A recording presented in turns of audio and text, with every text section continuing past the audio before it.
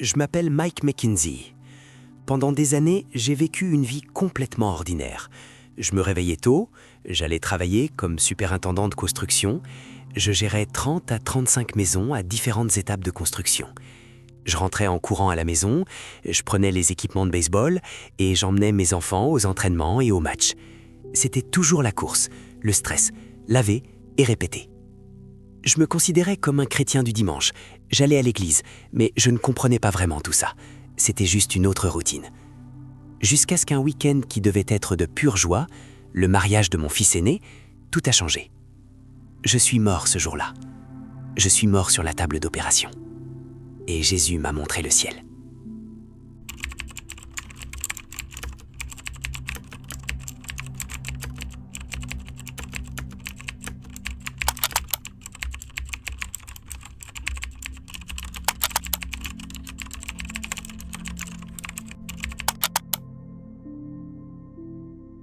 C'était en août.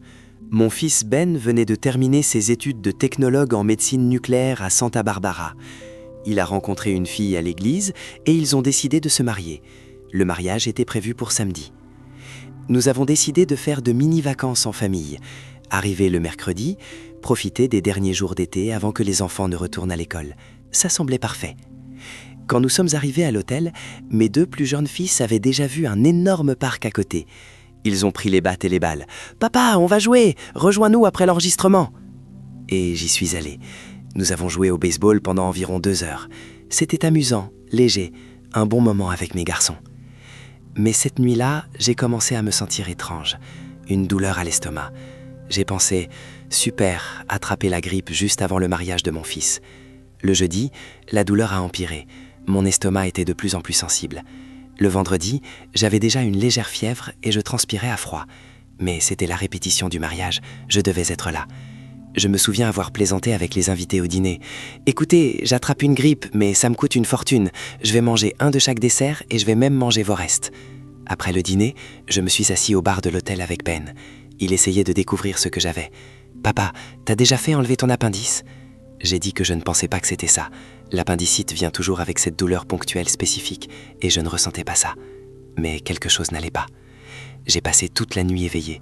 Je suis allé à une pharmacie 24 heures à 1 heure du matin chercher du Tylenol. J'en ai pris, ça n'a servi à rien. La fièvre ne baissait pas. J'ai continué à transpirer, à me sentir mal. Je n'ai pas dormi une seule minute. Le samedi, jour du mariage, j'étais pâle, faible. Mais j'ai pensé, je vais tenir le coup. C'est le mariage de mon fils. J'ai tenu toute la cérémonie. J'ai salué les invités. J'ai souri pour les photos. Quand certains invités ont commencé à partir, j'ai dit à ma famille « Les gars, je dois aller à l'hôpital. Quelque chose ne va vraiment pas. » Quand j'ai finalement pu être examiné aux urgences, l'infirmière a pris ma température. 40,1 degrés Celsius. Elle a commencé à appuyer sur mon abdomen. « Ça fait mal ici ? » « Non. » « Et ici ? » « Non. » Puis elle a pris un petit marteau, de ceux qu'on utilise pour tester les réflexes. Elle a tapé sur la plante de mon pied. J'ai crié. La douleur dans mon abdomen était insupportable. Elle a tapé sur l'autre pied. Même chose. Voilà, c'est l'appendice. Elle m'a regardé sérieusement. « Vous avez fait une activité physique récemment ? » « Eh bien, j'ai joué au baseball avec mes fils mercredi. » Son expression a complètement changé. « Mercredi ? On est samedi soir ?» Elle pensait. Mercredi, jeudi, vendredi, samedi. 3 jours. Si mon appendice s'est rompu mercredi quand je jouais au baseball, 3 jours plus tard, j'étais en sérieux danger. Une demi-heure plus tard, le chirurgien est entré. Il a regardé mes examens et a dit « Vos globules blancs sont très élevés. Je pense que votre appendice s'est rompu. Si c'était mercredi, nous devons intervenir rapidement. » Ils ont tout préparé pour la chirurgie. Ils ont mis la perfusion. Ils m'ont emmené dans le couloir. J'ai dit au revoir à ma femme. Les portes de la salle d'opération se sont ouvertes. La première chose que j'ai pensé était « Waouh, qu'il fait froid !» Mais j'avais encore plus de 40 degrés de fièvre. Je transpirais. J'ai pensé « Comment ces gens travaillent-ils dans ce froid ?» Ils m'ont transféré sur la table d'opération. Elle était minuscule. J'ai pensé que j'allais tomber. Je ne savais pas où mettre mes mains. J'ai regardé à droite et, de nulle part, Jésus était là. Il était simplement là. Une personne physique, réelle. Et soudain, tout le reste a disparu. Il n'y avait plus personne dans la salle, juste lui et moi. J'étais complètement confus. J'ai pensé, est-ce que je suis mort? Mais ensuite, je me suis souvenu que les gens disent que quand ils meurent, ils flottent au-dessus de leur propre corps, et je n'avais pas fait ça. Alors j'ai pensé, je ne dois pas être mort, mais qu'est-ce qui se passe?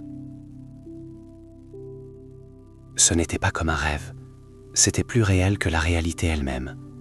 Tout a changé au moment où Jésus est apparu là. Sa peau était beaucoup plus foncée que ce que je voyais sur les images de mon enfance. Il ressemblait à un homme arabe. Il portait un manteau blanc. Il avait des cheveux ondulés et châtains. Et les yeux, ils étaient bleu-vert foncé. Quand ses yeux ont regardé dans mes yeux, j'ai senti qu'il regardait directement dans mon âme. Je pouvais sentir l'amour émaner de lui. C'est ce qui m'a convaincu que c'était vraiment Jésus. Tout en lui rayonnait simplement d'amour. Il a tendu la main et a dit « Je veux répondre à ta prière ».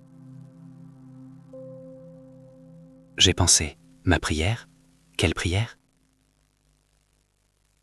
Je n'ai pas fait le lien immédiatement, mais ensuite je me suis souvenu. Quand j'étais enfant, après les funérailles de mon grand-père, j'avais prié pour que Jésus me montre le ciel. Le prêtre avait dit que mon grand-père était au ciel, qu'il n'y avait plus de douleur, de tristesse ou de larmes là-bas. Et j'avais pensé, ça a l'air d'un endroit incroyable, j'aimerais voir ça. 40 ans plus tard, il répondait à cette prière. J'ai tendu ma main et j'ai pris la sienne. Immédiatement, nous étions debout sur une colline. Tout autour de moi était blanc. Le blanc le plus blanc que j'ai jamais vu de ma vie. Presque aveuglant. J'ai regardé en bas, j'étais encore pieds nus, portant la blouse chirurgicale, mais à mes pieds, il y avait une herbe vert bleuâtre parfaite, tondue, impeccable, l'herbe la plus belle que j'ai jamais vue. Et mes sens étaient amplifiés d'une manière que je ne peux pas expliquer. Je pouvais compter chaque brin d'herbe sous mes pieds. Je pouvais sentir chaque brin d'herbe touchant ma peau. Je savais exactement combien de brins touchaient mes pieds. C'était surréaliste. J'ai regardé à droite et j'ai vu une lumière encore plus brillante. Et de cette lumière, on commençait à sortir des faisceaux lumineux. Ils ressemblaient à des tubes fluorescents, mais d'environ 60 cm de long, lisses, brillants. Ils volaient autour de moi. Tout était blanc, mais ces tubes brillaient encore plus, presque scintillants. L'un d'eux est venu directement vers ma tête. J'ai pensé, qu'est-ce que je fais? Je l'évite. Il m'a frappé en plein front, et il a fait un léger bourdonnement passant à travers moi. Il m'a réchauffé complètement, des pieds à la tête. Ce froid de la salle d'opération a été remplacé par une chaleur merveilleuse. Soudain, c'était comme si quelqu'un tirait un rideau de ma droite vers ma gauche. Le blanc s'est simplement ouvert, et j'ai vu, en dessous de moi, descendant la colline, il y avait de petites fleurs. Elles ressemblaient à des pois de senteur, avec des pétales délicats dans des couleurs pastel, violet, jaune, orange, rose, et elles bougeaient, dansaient, mais il n'y avait pas de vent. Au pied de la colline, ce blanc qui avait été tiré était maintenant posé sur une vallée, et au milieu de cette vallée, il y avait une énorme ville. Je ne pouvais voir que les toits, parce qu'il semblait y avoir une brume sur la ville. Il y avait un grand dôme doré, comme celui d'un Capitole, et plusieurs dômes plus petits également dorés. La ville s'étendait sur des kilomètres.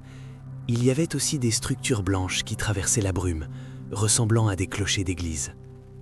Derrière la ville, de l'autre côté de la vallée, il y avait une grande montagne, couverte de pins, parfaitement formés, tous verts et beaux. Et au-dessus de la montagne, le coucher de soleil le plus beau que j'ai jamais vu de ma vie. Il commençait avec des rouges et des oranges juste au-dessus des arbres, puis se transformait en violets et verts, et au sommet, c'était un bleu brillant et vibrant. Les tubes de lumière continuaient à voler autour de moi, traversant la vallée. L'un d'eux a touché le sommet d'un des arbres, et il a explosé. Comme s'il avait un diamant à son extrémité, ce tube s'est fragmenté en centaines de petits rayons de lumière. Bientôt, toute la montagne était illuminée de ces explosions de lumière blanche et brillante. C'était comme un spectacle de feux d'artifice géant, mais tout en blanc fluorescent scintillant. J'étais en extase, simplement en train d'observer, bouche bée. J'ai regardé en arrière vers la lumière d'où sortaient les tubes, et Jésus a dit « C'est la gloire du Seigneur ».